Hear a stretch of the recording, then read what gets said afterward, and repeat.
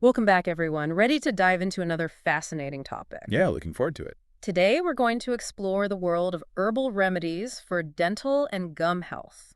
Sounds interesting. You sent over some really compelling research on this. Yes. And I have to admit, some of these herbs were not what I was expecting.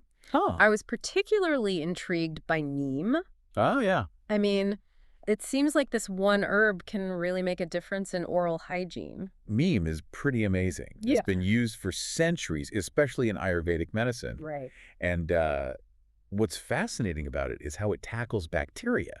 Oh. You see, it doesn't just kill the bacteria, it actually disrupts their ability to form biofilms. Biofilms. You know, those sticky films that plaque is made of. Ah, okay. So this makes neem effective for both preventing and managing gum issues. So it's not just masking the problem, it's getting to the root of it, literally. Exactly. Now, you mentioned Ayurveda, and that reminds me of another herb on our list, myrrh. Myrrh. Oh, yes. It has a long history, too, right? Yeah, definitely. Yeah. Myrrh has been used for centuries to address gum infections and inflammation. Mm. It has astringent properties. Meaning? Well, it basically helps tighten tissues, Oh, I see. which can be helpful for strengthening gums and reducing bleeding. Makes sense, especially considering its long history in the ancient medicine. Mm-hmm. Speaking of ancient remedies, we can't forget about clove. Ah, yes, clove. It's been used for ages, particularly for toothaches. That's right. I think everyone's familiar with that one. Yeah, clove's effectiveness for toothaches comes from a compound called eugenol. Eugenol. It acts as a natural anesthetic. Wow. It's interesting how a single compound can provide such pain relief. Right. But what's even more remarkable is that clove also has antimicrobial and anti-inflammatory properties. Oh, wow. So it's actually beneficial for overall gum health, Yeah. not just for emergencies. So it's like a multi-purpose tool for oral care. You could say that. I'm seeing a pattern here. These herbs seem to address multiple issues at once. That's true for many of them. Like peppermint, which is another one on our list. Peppermint, yeah. Seems to fit the bill. Definitely falls into the category of multitaskers. I mean, we all know it for its fresh flavor and breath-freshening qualities. Of course, but it's more than just that. Right. Peppermint oil also have antimicrobial qualities, which helps keep those bad breath-causing bacteria in check. So it's actually fighting the bacteria, not just covering up the smell. Right, and it even has some anti-inflammatory benefits for the gums. Now, that's interesting. I often reach for peppermint tea when I want something soothing. Good choice. It's amazing to think about those benefits going beyond just the aroma and taste. It really is. Now let's switch gears a bit and talk about aloe vera. Aloe vera.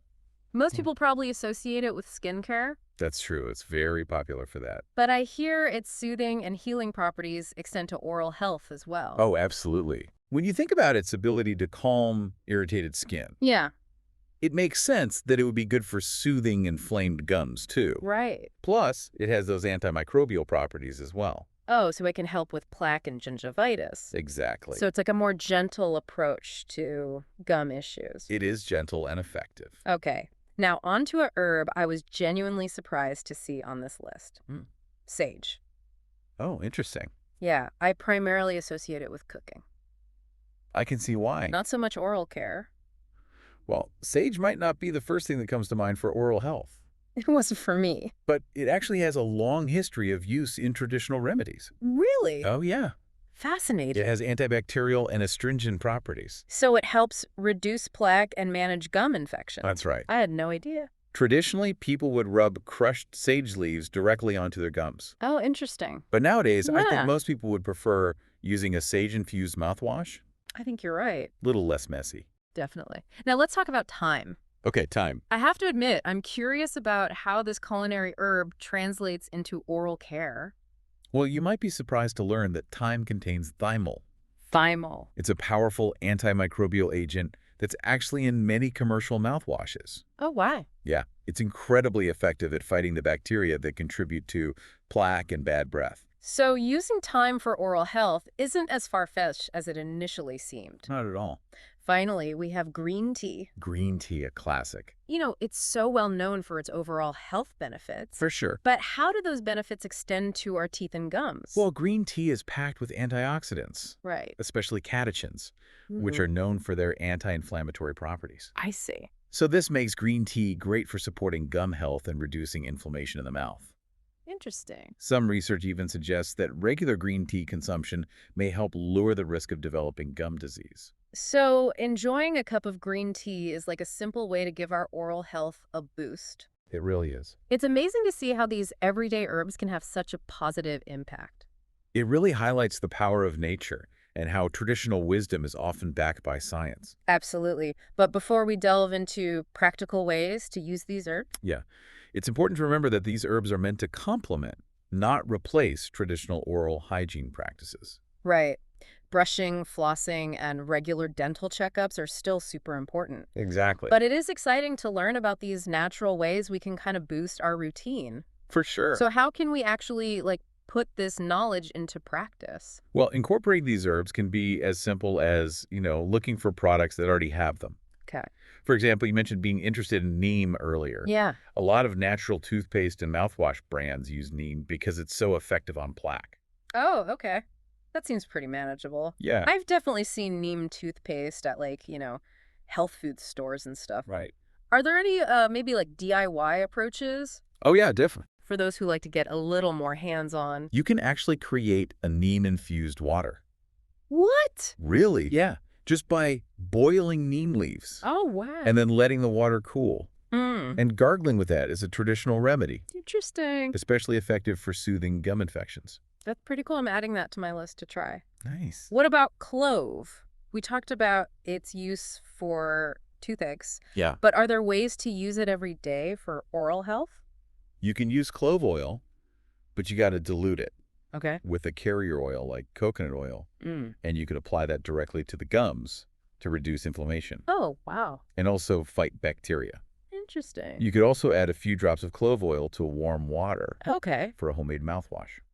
That's interesting. But I gotta say, I'm a little wary of putting clove oil directly on my gums. Yeah, that's understandable. I mean, Definitely want to be cautious with that. yeah. Undiluted clove oil can be really strong, Oh, okay. so always dilute it properly. And just start with a small amount, Right. to see how your gums react. Good advice. And if it feels too intense, you can always go with the mouthwash option. Right, right. Bit gentler. Now, peppermint seems pretty straightforward. Yeah, I mean, you just brew some peppermint tea, right? exactly. And sipping on that can give you all those breath freshening and antimicrobial benefits. Yes. And of course, there's always peppermint toothpaste and mouthwash too, Ew. if you prefer those. I'm a big fan of peppermint tea already, Good. so I'm covered on that front. Awesome. Now, aloe vera. Aloe vera, yeah. How can we use its soothing properties for our gums? Aloe vera is great because it's so simple. Okay. You can just apply the gel directly to any areas of your gums that are inflamed. Oh, so like the same gel I use for sunburn? Yep, the exact same one. That's convenient. Very easy. So no need to search for special products or anything. Nope, not at all. Great. You could even use aloe vera juice as a mouthwash. It's a nice, gentle, and soothing cleanse, Nice. especially if you have sensitive gums. Okay, cool. Aloe vera gel is going on my shopping list. Nice. What about sage? Well, you can brew some strong sage tea Okay. and use that as a mouthwash. Interesting. That's a pretty effective way to get its benefits. Okay. Some people rub crushed sage leaves directly on their gums. Mm. But Yeah, I can imagine that being a little messy. yeah, a little bit. The tea method sounds a lot better to me. Yeah, definitely easier. Now, myrrh. This one's always intrigued me. Yeah. How can we use it for oral care? Myrrh's pretty versatile. Okay. You can find it as an essential oil. Hmm. And if you dilute a few drops in water, Okay. that makes a really potent mouthwash. Wow. You can also get powdered myrrh. Really? Yeah. Interesting. You mix that with water to make a paste, Paste. and you can apply that directly to your gums. A myrrh paste. That sounds intense. It can be. Yeah. It's very effective for gum infections and strengthening the gums. Right. But it does have a strong, earthy flavor. I bet. Might take some getting used to. Okay, on to thyme. Thyme. Is there more to it than just sprinkling some on my toothbrush?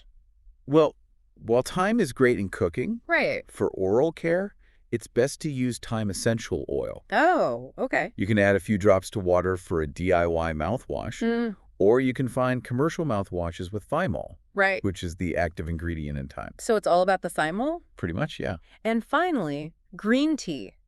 green tea. Besides drinking it every day, are there other ways to use it for our teeth and gums? Yeah, you can use cooled green tea as a mouthwash. Oh, interesting. It's super simple, Okay. but it's a great way to get those antioxidants working for you and give your gums that extra layer of protection. Awesome. These are all great suggestions. But it's important to remember that these are natural remedies, not magic bullets. Exactly. We have to be realistic about what they can do. Right. These herbs can be really powerful for your oral health, but they work best with, not instead of regular dental care. Absolutely. Brushing, flossing, and those dental visits are non-negotiable. Definitely. But incorporating these natural remedies can be like an extra step Right. to enhance our oral health. It's about creating a holistic approach. Yeah, Combining the best of both worlds, I like that. traditional practices and the wisdom of natural remedies. Okay, so speaking of wisdom, Yeah. what other advice would you give for navigating the world of herbal remedies? I mean, there's so much information out there. Right. It can be overwhelming. It can be, yeah. So where should someone start? Well, there's some great resources to help you learn more, Okay. like reputable herbalism books and websites. Those are good starting points. Yeah. Do you have any like specific recommendations, Yeah. just to kind of point our listeners in the right direction? The American Botanical Council is a fantastic resource. Yeah. They have a huge database of herbs Mhm. and tons of information on herbal medicine. That sounds helpful. Mm. What about like more traditional sources? Oh, well, your local library or bookstore is always a good bet. Yeah. They often have a great selection of books on herbalism and natural health. I love browsing the health and wellness section at bookstores. It's fun. There's always something new to discover. Definitely. Any online resources you recommend? Online forums and communities dedicated to herbalism can be pretty valuable. Oh, yeah. They're a great way to connect with other herbal enthusiasts, Mm. share experiences and learn from each other. It's like having a network of like herbal mentors. Exactly. That's a cool idea. And speaking of mentors, Yeah. don't hesitate to reach out to a qualified herbalist or a naturopathic doctor Okay. for more personalized guidance. Right. They can help you create a plan that fits your needs and goals. That makes a lot of sense, especially if you have, specific health concerns Right. or if you're taking medications. Definitely a good idea to consult with a professional in those cases. Yeah. It's all about finding what works for you. I like that. This is a journey, Yeah. not a race. Hmm.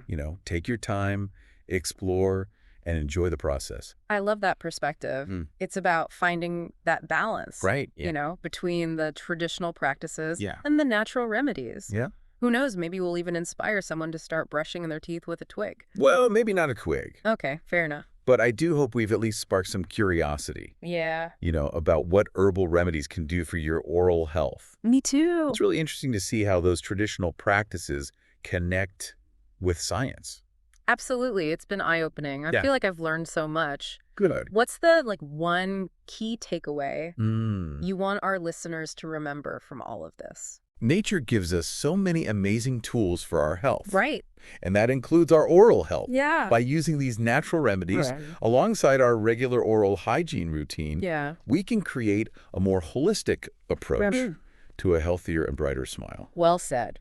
So as we wrap up this deep dive into herbal remedies for oral health, we leave you with this. What herbs will you choose to nourish your smile? Until next time, keep diving deep.